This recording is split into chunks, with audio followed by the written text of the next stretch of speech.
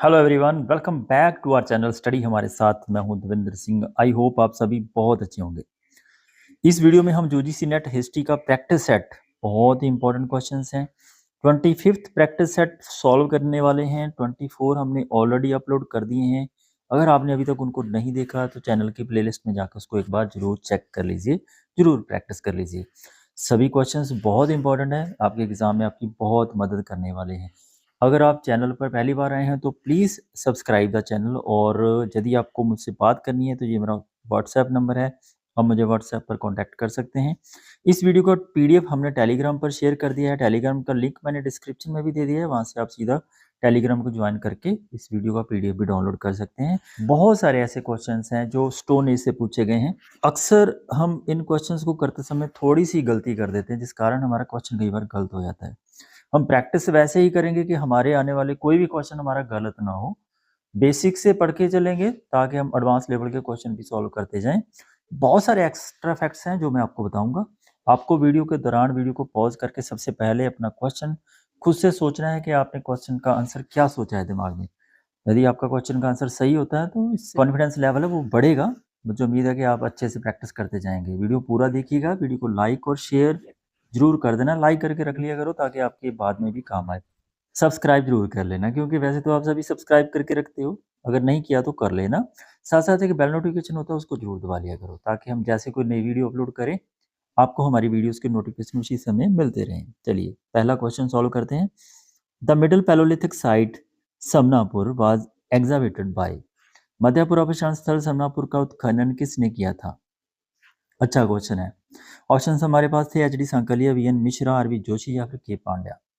H D Sankalia Bharat के सबसे प्रसिद्ध पुरातत्वविद थे और इन्होंने मुख्य रूप से गुजरात, महाराष्ट्र और राजस्थान में काम किया था। नर्मदा घाटी में इनका कोई लेना देना नहीं था, क्योंकि समनापुर जो साइट है ये नर्मदा घाटी में पड़ती है। उसके बाद बात करते हैं वी एन मिश्रा की। इन्होंने 1970 से लेकर 80 के मध्य नर्मदा घाटी के आसपास मध्यपुरा प्रशांत स्थल के कई महत्वपूर्ण स्थल थे, वहां पर इन्होंने खोज की थी। और इनके नेतृत्व में ही वी एन मिश्रा ने मध्यपुरा प्रशांत स्थल जो समनापुर था उसका उत्खनन किया था। तो B is the answer of this question.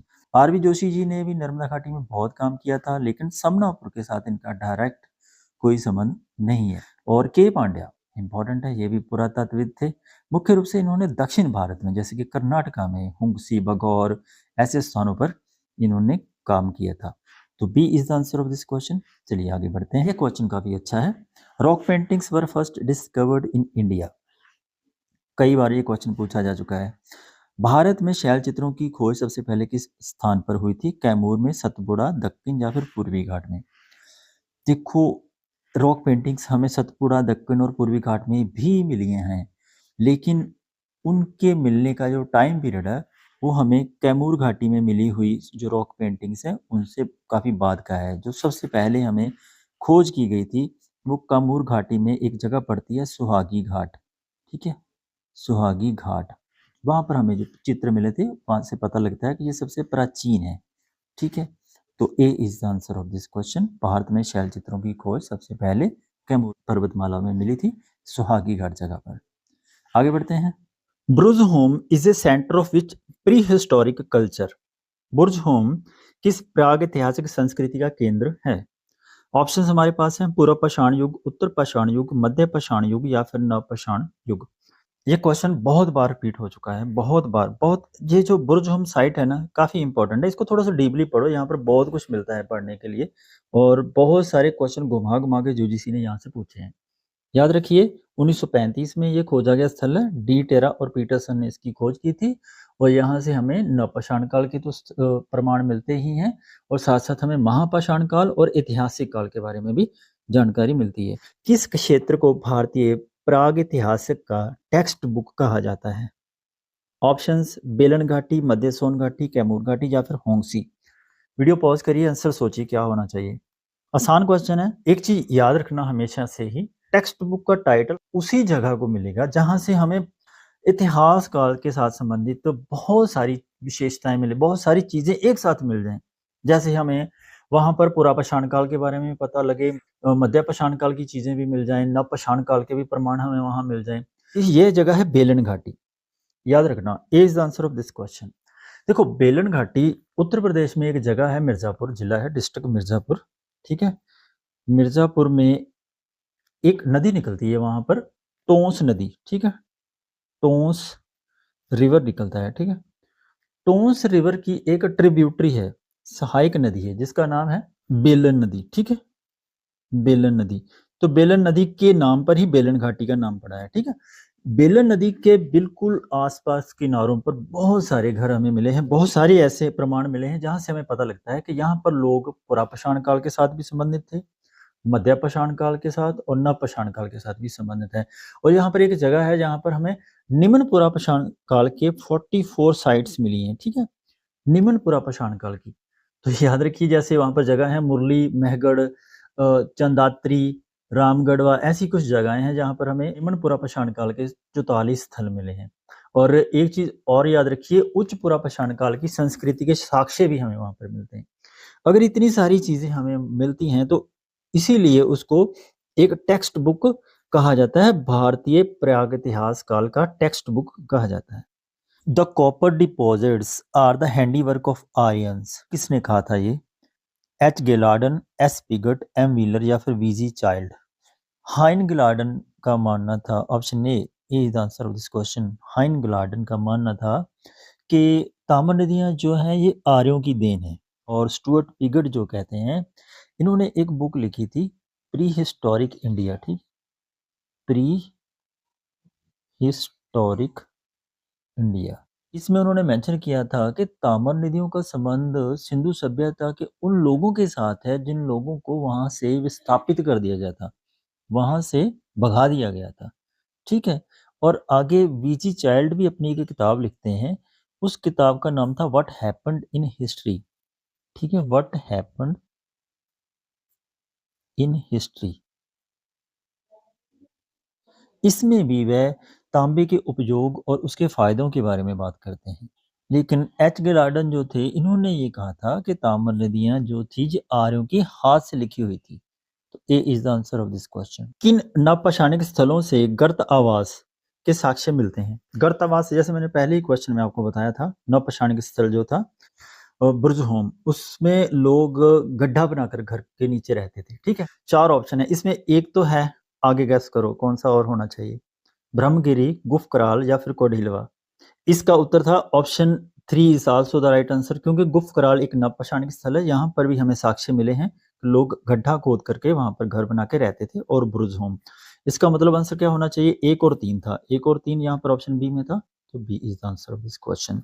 पहले क्वेश्चन जैसा ही मिलता जुलता क्वेश्चन है, लेकिन थोड़े से ऑप्शन चेंज है यहाँ पर, थोड़ा सा लॉजिक लगाएंगे तो आपका ये भी क्वेश्चन ठीक हो सकता है। लोथल, कालीबंगा, ब्रुजहोम, रंगपुर, रूपपर और रंगपुर, कालीबंगन और सुरकोटड़ा, कौन से ऐसे स्थल है जहाँ से हमें गड्ढा खोद कर रहने वाले लोग थे, वो साक्ष्य हमें ऐसे मिलते हैं। देखो ब्रुजहोम के बारे में मैंने आपको कहा है, ठीक है, ये तो एक जगह है ही। और दूसरा हमें लोथल से तो प्रमाण ऐसा कुछ मिलता नहीं है, कालीबंगन से हमें कुछ ऐसे प्रमाण मिलते हैं, लेकिन एक्चुअल में उसको हम गड्ढा खोद कर रहने वाले घरों में काउंट नहीं करते हैं, ठीक है। और रंगपुर से हमें मिलते हैं ऐसे साक्ष्य, यहाँ पर लोग गड्ढा खोद करके रहते थे। रंगपुर गुजरात में पड़ने वाली जगह है, ठीक है। तो 2 ऑप्शन हमारे पास यहाँ पर बिल्कुल सही है, ब्रुजहोम और रंगपुर।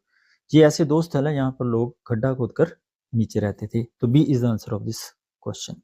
ये आसान क्वेश्चन है, लेकिन ये यूजीसी में बहुत बार पूछा जा चुका है। भारतीय उपमहाद्वीप में निम्नलिखित में से किस स्थल से सबसे पहले होमिनिड जीवाश्म की खोज की गई थी? From which of the following site the Indian subcontinent was the first hominid fossil discovered?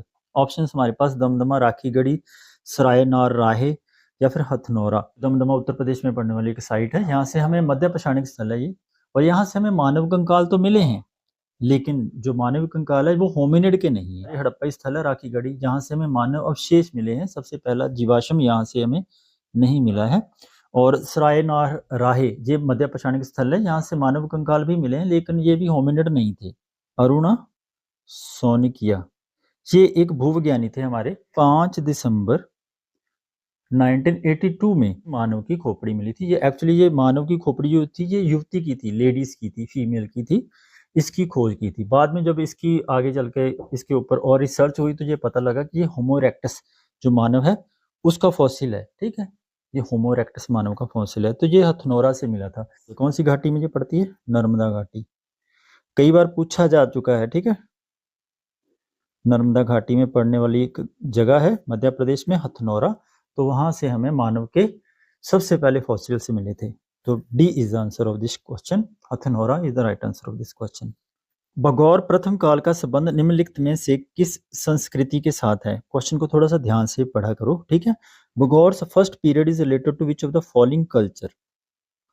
Upper palaeolithic, mesolithic, copper stone या फिर आयरन एज, किसके साथ संबंधित था? ठीक है। देखो, भगौर एक राजस्थान में पड़ने वाली जगह है। यहाँ पर 3 संस्कृतियों के स्तर मिलते हैं।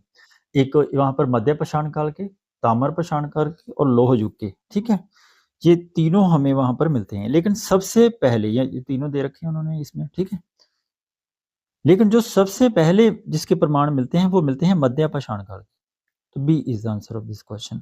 थोड़ा सा कंफ्यूजिंग क्वेश्चन था, याद रखिएगा। भगौर भारत का सबसे बड़ा मध्य पाषाणिक स्थल है। भारत में अगर क्वेश्चन पूछ लिया जाए कि सबसे बड़ा जो मिडिल पैलोलिथिक साइट कौन सी है, तो ये है भगौर, ठीक है। भगौर के बारे में याद रखना। कसाई खाना, एक बार क्वेश्चन भी आया था, कसाई खाना स्लॉटर हाउस, तो हमें भगौर से ही मिलता है।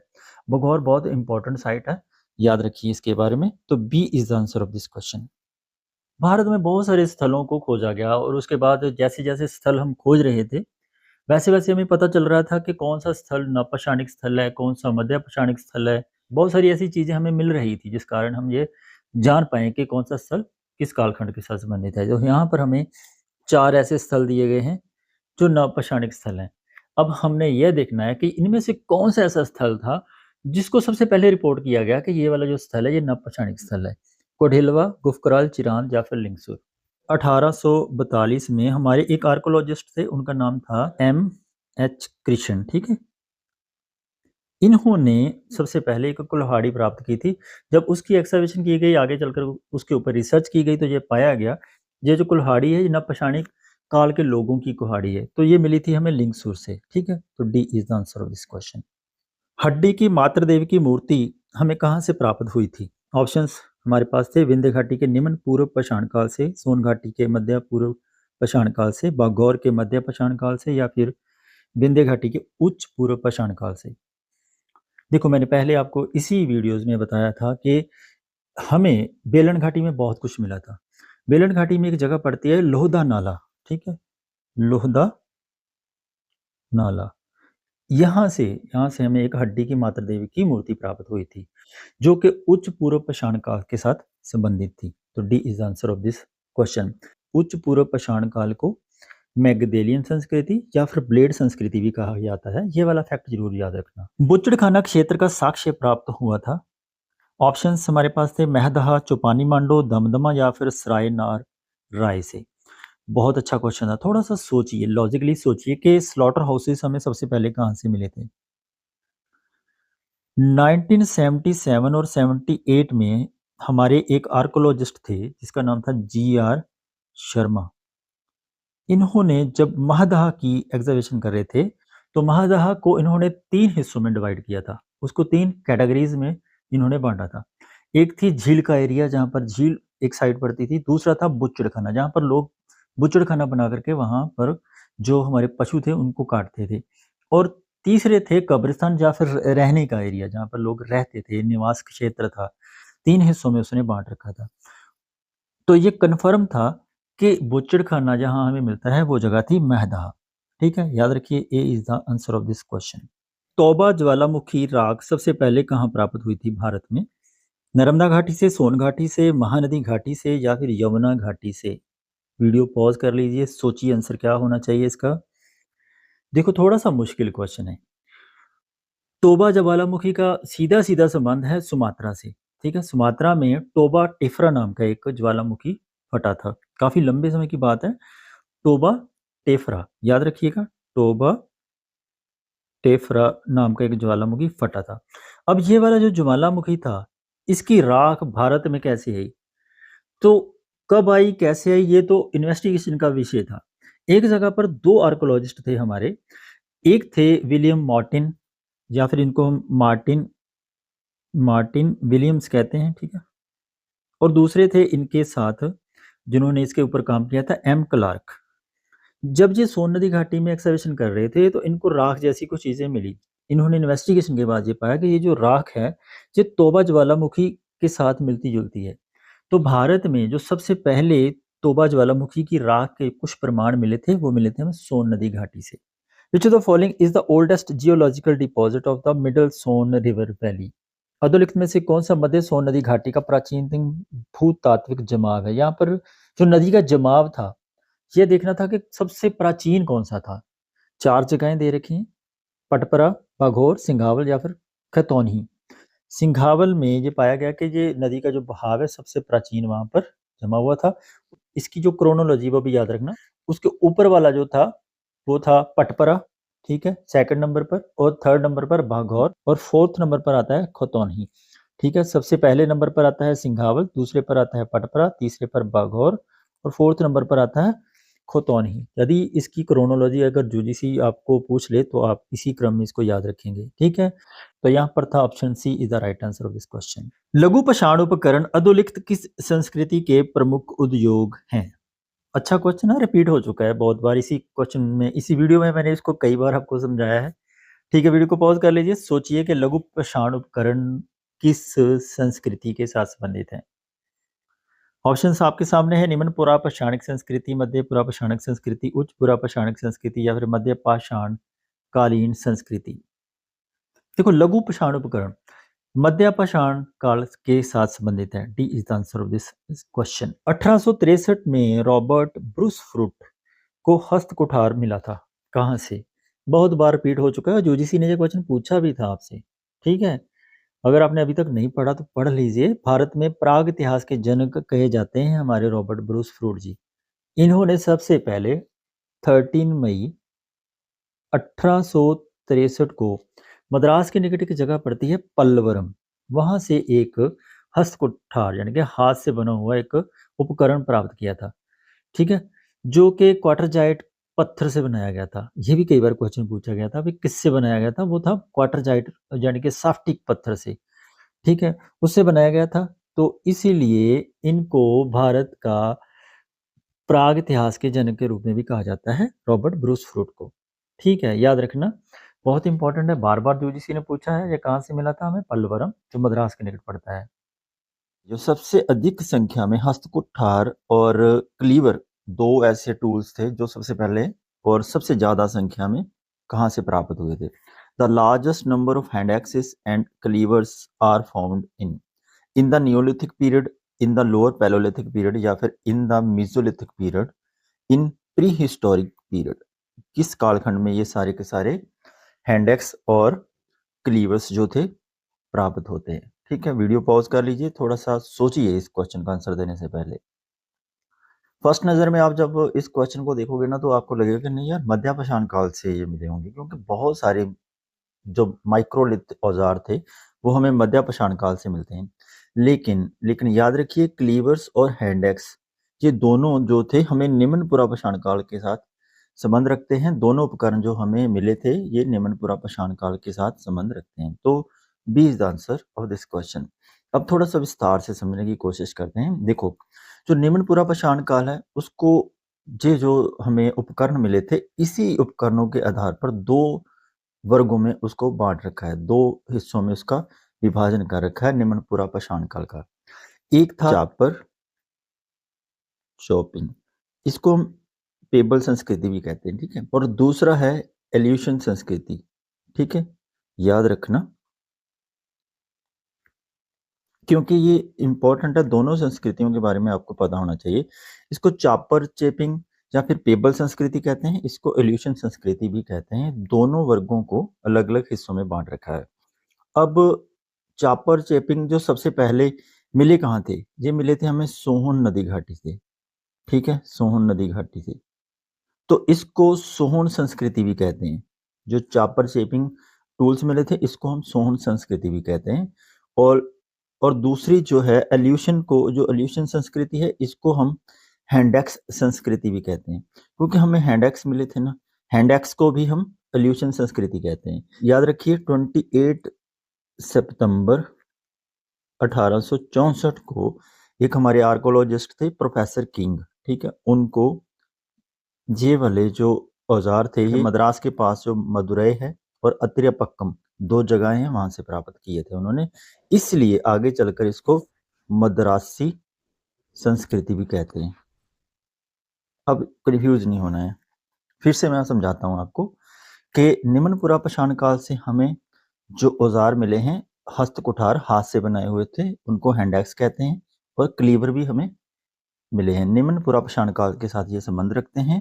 और ये दोनों प्रकार के थे, एक तो थे चापर चेपिंग, चापर चेपिंग जो थे इसको हम पेबल संस्कृति भी कहते हैं, ठीक है, ये मिले हमें थे सोहन नदी घाटी से, इसलिए इसको सोहन संस्कृति भी कहते हैं।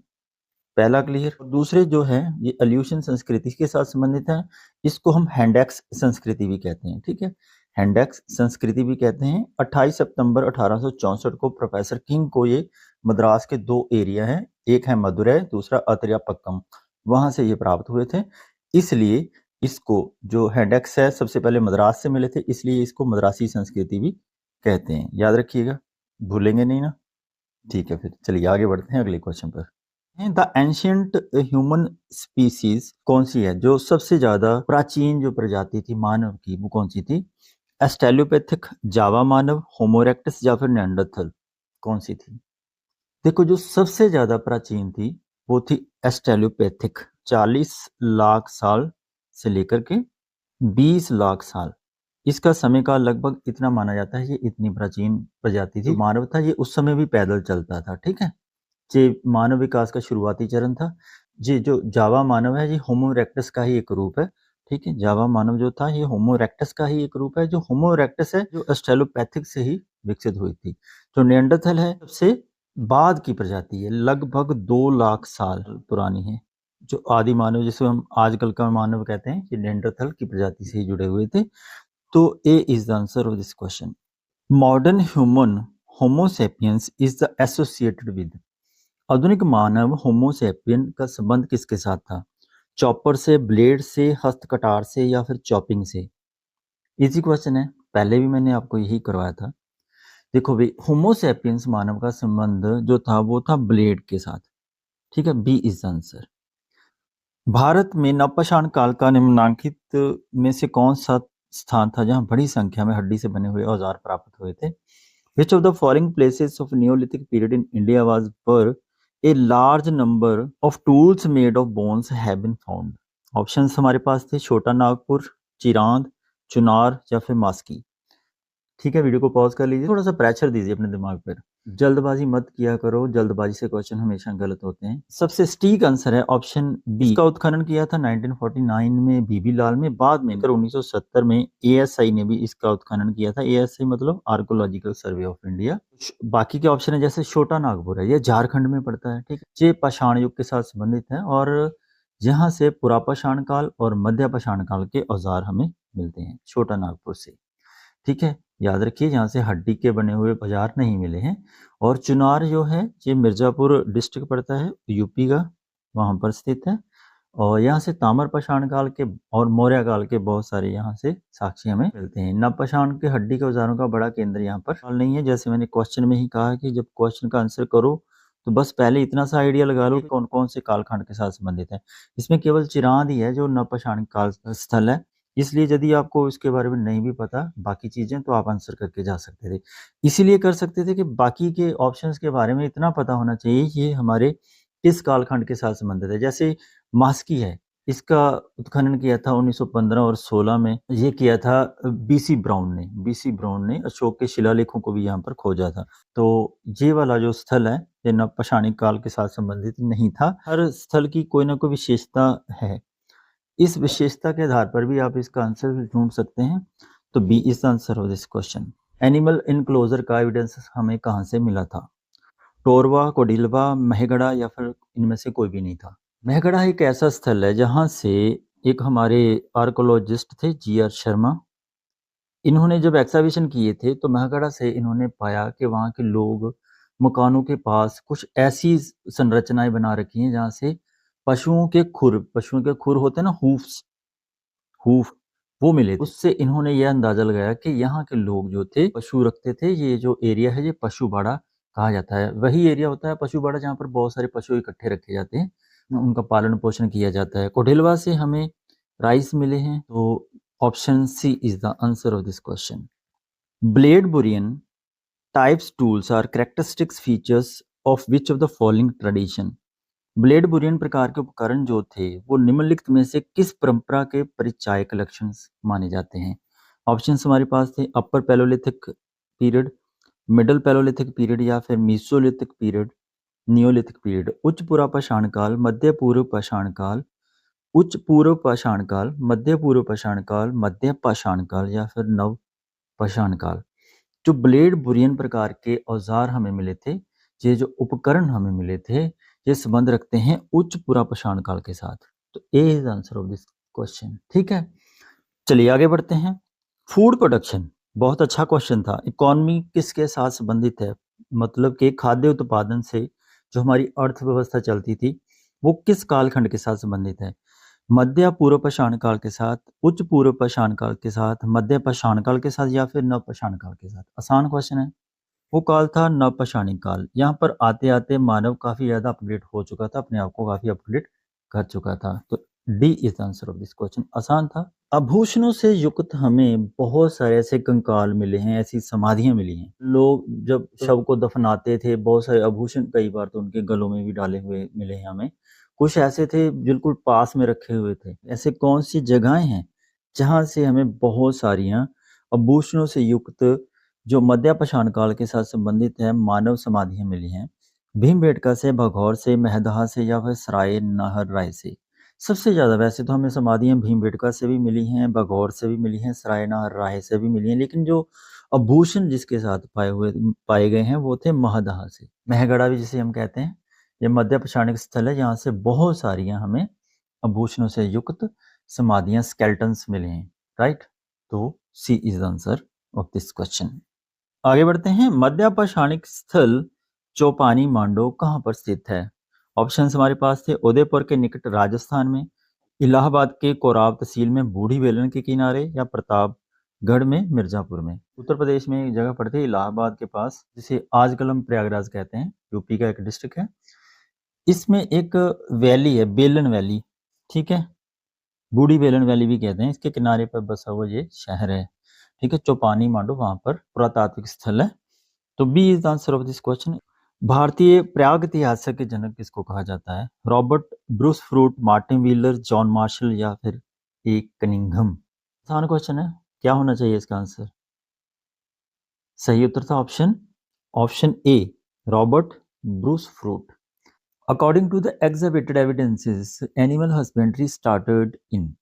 उत्खंडित प्रमाणों के अनुसार पशुपालन का प्रारंभ कब हुआ था। निम्न पूर्व पाषाण काल में, मध्य पूर्व पाषाण काल, ऊपरी पूर्व पाषाण काल या फिर मध्य पाषाण काल और नव पाषाण काल, दोनों को मिलाकर। मध्य प्रदेश में एक जगह पड़ती है आदमगढ़। ठीक है, आदमगढ़। और राजस्थान में एक जगह पड़ती है जिसका नाम है बागौर।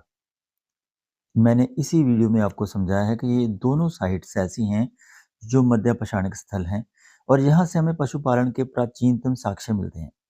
तो ये तो कन्फर्म है कि मध्य पाषाण काल के लोग जो थे वो पशुपालन भी करते थे।